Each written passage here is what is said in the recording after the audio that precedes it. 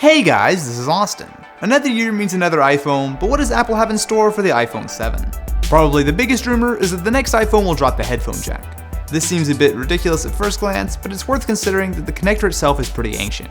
The 1/4-inch jack has been in use since 1878, and the smaller 3.5mm version is still over 50 years old.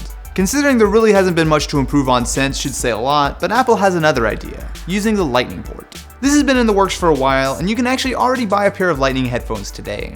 The Philips Fidelio headphones work by integrating a lot of the parts you would usually find inside the iPhone over to the headphones. Instead of relying on the DAC inside the phone to create a signal that can drive headphones, the Lightning port simply moves the raw data to the headphones where all the processing happens. The problem is that with all of this hardware built into the headphones, they aren't cheap.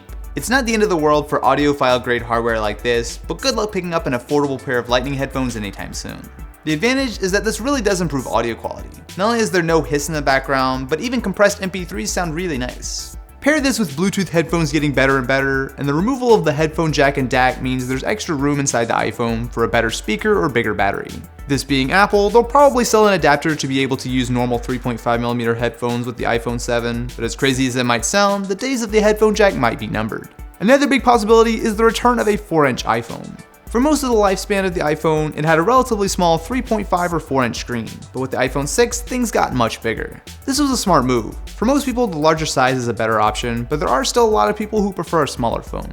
Rumors started picking up when a leaked China mobile slide mentioned an iPhone 7C and have since blown up all over the internet. Apple still sells the 4-inch iPhone 5S, so releasing an updated version of that phone with a tweaked design and additions like Apple Pay and faster internals could make a lot of sense. Especially when you consider just how good more budget phones have gotten, it makes sense for Apple to get more competitive in the mid-range. Unlike the normal iPhone 7, which is expected to come out in September like always, this new smaller iPhone is likely to come out much sooner, somewhere in the March to April timeframe.